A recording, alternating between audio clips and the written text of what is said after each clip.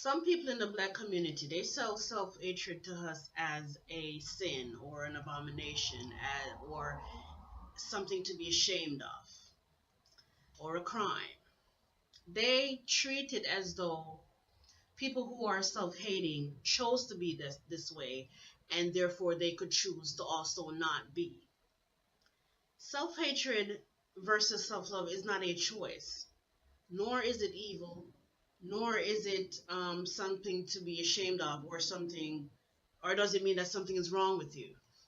Black people have been shaming other black people for things like interracial dating, um, changing their African features, and anything else that they believe reflects self-hatred.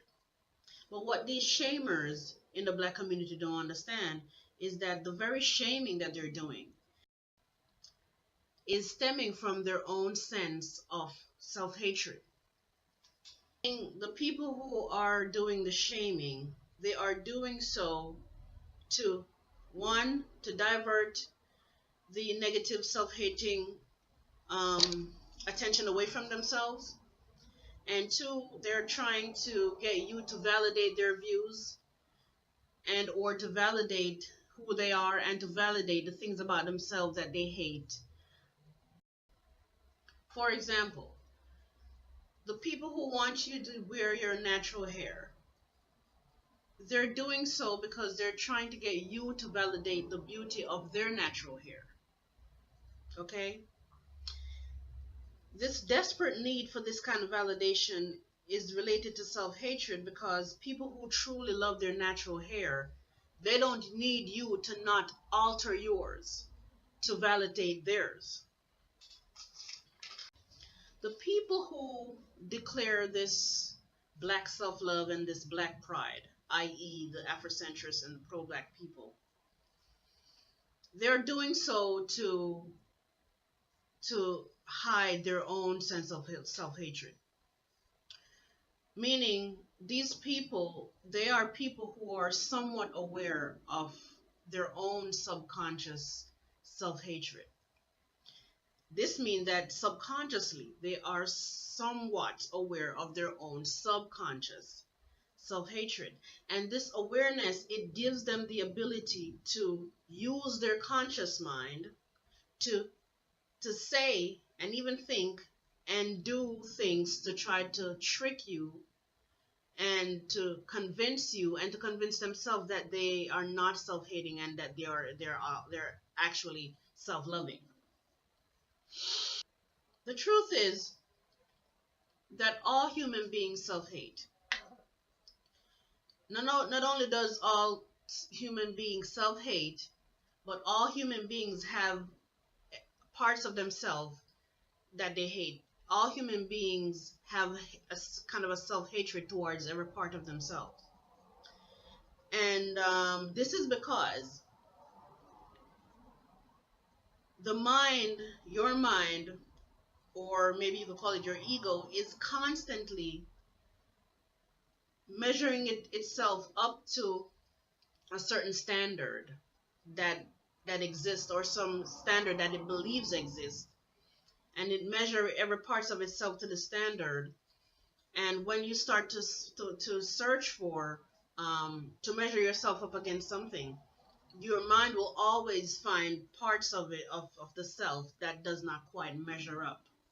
Okay? And not only that, when it comes to race, all people have some level of self-hatred towards the race that they belong to, not just black people.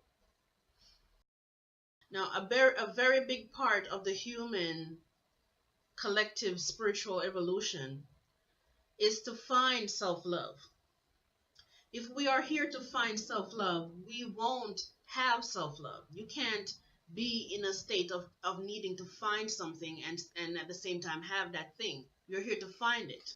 This means that self-hatred is not only necessary, but it's inevitable.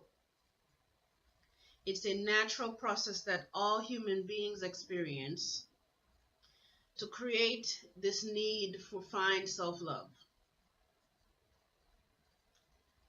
The truth of the matter is that self-hatred is doing more good than bad. Self-hatred is actually good. It is good because you cannot have self-love without self-hatred. You can't have one without the other. You can't find self-love without actually being in a state of self-hatred.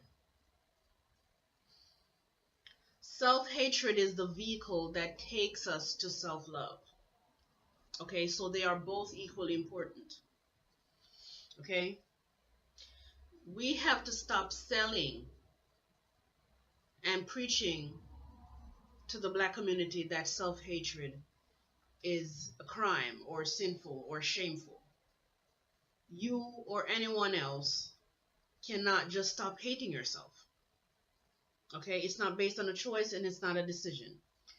We have to heal ourselves, we have to first acknowledge the self-hatred, find ways to accept it, then we find ways to embrace it, and this is how we kind of shine a light on the darkness that it is. And this is how we start the integration process onto a more self-loving state of being. But we all self-hate, and self-hatred is not a crime. It's here to teach us, it's here to take us to where we want to be. So it's very important. It's just as important as self-love. Thank you.